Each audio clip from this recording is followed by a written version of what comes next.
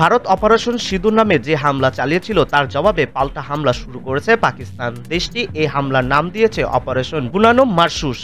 পাকিস্তানের রাষ্ট্রীয় টেলিভিশন ও সেনাবাহিনীর জনসংযোগ বিভাগ দাবি করেছে ভারত তাদের ৩টি বিমান ঘাঁটিতে ক্ষেপণাস্ত্র হামলা করেছে। এর জবাবে ভারতের পাঠানকোট, উধমপুর সহ বিভিন্ন সামরিক লক্ষ্যবস্তুতে হামলা চালিয়েছে তারা। এই স্থানগুলোর মধ্যে পাঠানকোট বিমান ঘাঁটি, উধমপুর বিমান ঘাঁটি, গুজরাট বিমান ঘাঁটি, রাজস্থান বিমান ঘাঁটি এবং ভারতের সুপারসোনিক ক্রুজ ক্ষেপণাস্ত্র ব্রাহ্মসের একটি মজুদ স্থান উল্লেখযোগ্য। পাকিস্তানের সেনাবাহিনীর একজন জ্যেষ্ঠ কর্মকর্তা জিও নিউজকে এসব তথ্য নিশ্চিত করেছেন।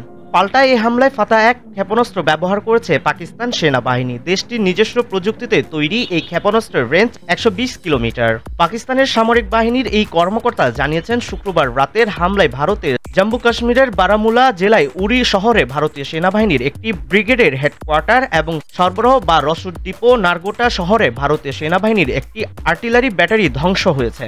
এছাড়া ভারতের পাঞ্জাবের আদমপুর বিমান ঘাঁটিতে মোতায়েন করা আকাশ প্রতিরক্ষা ব্যবস্থা S-400 সিস্টেমেও ক্ষেপণাস্ত্র চালিয়ে ধ্বংস করেছে পাকিস্তানের বিমান বাহিনী। এই হামলায় ব্যবহার করা হয়েছে পাকিস্তানের বিমান বাহিনীর যুদ্ধবিমান JF-17। শুক্রবারের হামলায় এটিকে সবচেয়ে বড় সাফল্য বলে উল্লেখ করেছে পাকিস্তানের প্রতিরক্ষা বাহিনীর ওই কর্মকর্তা।